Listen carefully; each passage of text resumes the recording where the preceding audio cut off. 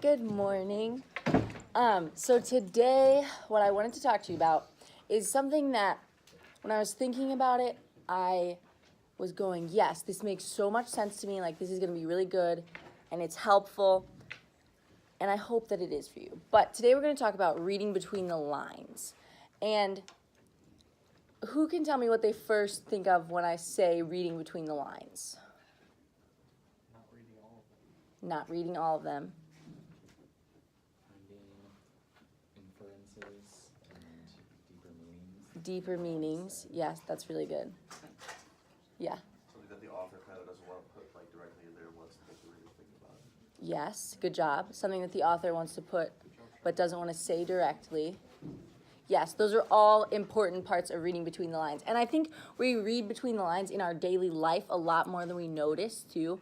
If you think about conversations that you have with people, sometimes you'll be talking to someone about something and neither one of you are really saying it, but you know what you're kind of talking about. I think about a conversation that you might have with somebody that you like, and you're going, oh, do you have a crush? And they're like, maybe. And you go, well, I maybe have a crush too. But nobody's saying, oh, that crush is actually on you. That kind of situation where you have to say, oh, they might like me and I might like, that kind of situation where you're having that kind of conversation.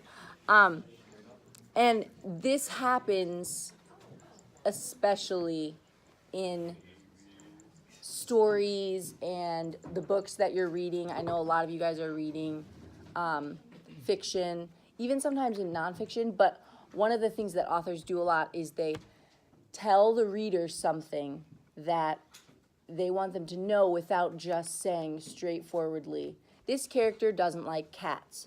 They'll say, she saw the cat and she made a nasty face. And you have to assume she doesn't like cats without them telling you that the character doesn't like something. So basically, there are several ways that we kind of do this automatically, and you probably have done this at some point with some book that you've read this semester. So kind of start thinking about examples that you have from your own reading. But one of the ways that you can first start to catch onto those things is if you notice odd things that the author is doing. So if they repeat something a lot, or they talk about something, they spend a lot of time on something that doesn't really make sense to you.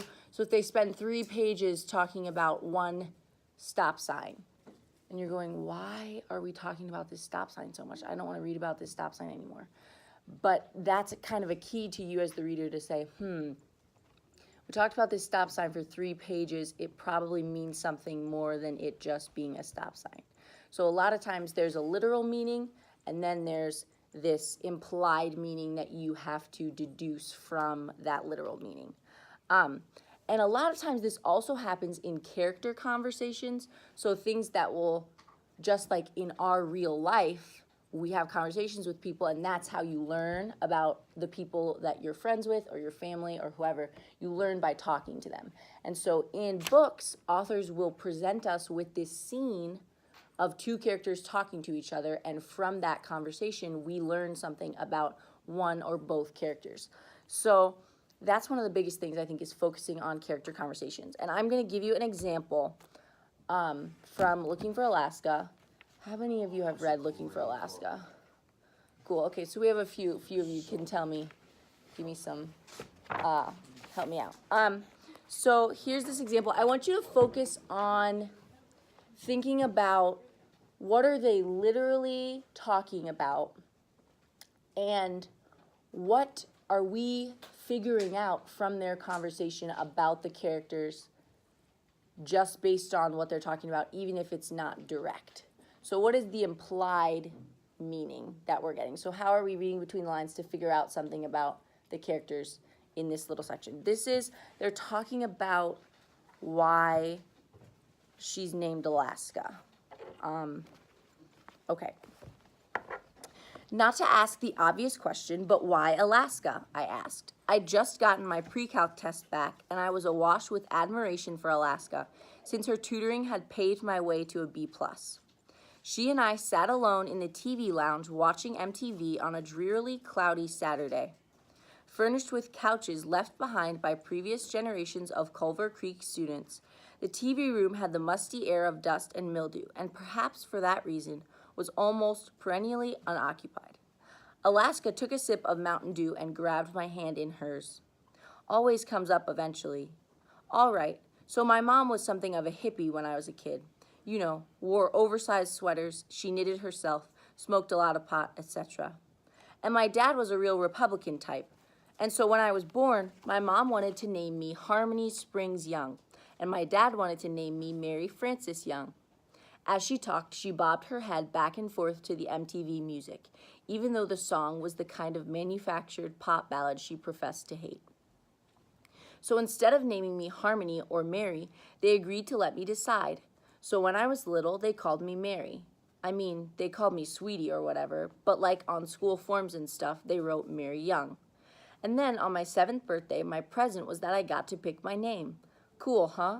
So I spent the whole day looking for my dad's globe for a really cool name. And so my first choice was Chad, like the country in Africa. But then my dad said that was a boy's name, so I picked Alaska. I wish my parents had let me pick my name, but they went ahead and picked the only name firstborn male halters have had for a century. But why Alaska? I asked her. She smiled with the right side of her mouth.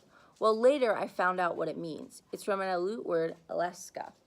It means that which the sea breaks against, and I love that. But at the time, I just saw Alaska up there, and it was big, just like I wanted to be, and it was damn far away from Vine Station, Alabama, just like I wanted to be. I laughed. And now you're all grown up and fairly far away from home, I said, smiling, so congratulations.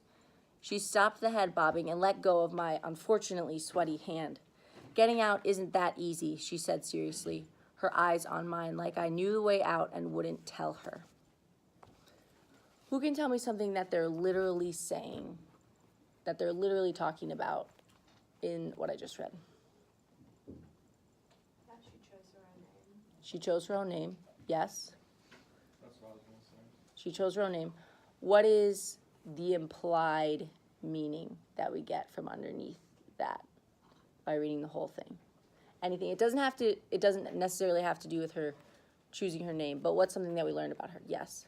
She wants to kind of get out of like her past and the life that she used to live in. There's a lot of references of that. She talks about, oh, I just wanted to be far away from home. And then he says, well, you kind of made it away. And she says, well, it's harder than you think it is. So she's underneath that, we read those words and we think, okay, she didn't like being at home. Anybody else? Any literal or implied things that we learned? Yes. She wanted to be more successful when she said like she wanted to be big like Alaska. She said, I picked it because it was big and I wanted to be big. So we learned that she wanted something other than the life that she had when she was 7. Anybody else? What about something about Miles? What do we learn about him? He has a crush on Alaska. Yes, he has a crush on Alaska. He seems resentful about his family a little bit. Yes. I wish my parents had let me pick my name, but they went ahead and picked the only firstborn. That kind of, he feels a little bit, he's definitely a little jealous of her. He's kind of like, why were her parents so cool and mine weren't? So there's this, we learn these interesting details about these characters just from a conversation that they're having. That's not even, they're not saying, oh, my parents were okay, but I always wanted to get away from home. And Miles isn't saying, oh, well, I don't really like my parents. They're not saying that directly to each other, but they're having this conversation about her name. And they're kind of, we're figuring it out just based on this conversation. Cool. If you understand what I'm talking about and you think you might know an example, stand up. If you think that you could find, I'm not going to ask you to right now, but if you think that you could find an example of reading between the lines, you can think of it, it could be a movie. I know I thought of lots of movie examples when I was thinking about this, or a book, or a story that you read, or even a conversation you've had with someone. If you can think of an example, stand up so that I know that we're on the same page.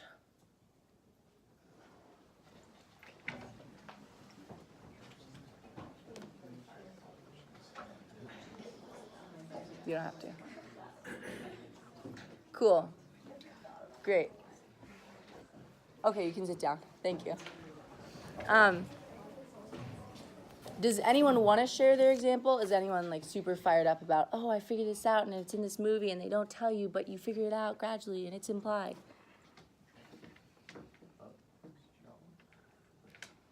No? Okay. So I want you to think about this as you're reading today. Look carefully at the conversations that your characters have with each other and just figure out at least one example. It's going to have to do with your journal later, which I'm going to ask you to turn into me, but I'll remind you of that later. Thank you for listening. I think we're reading now. Yes, we're reading now.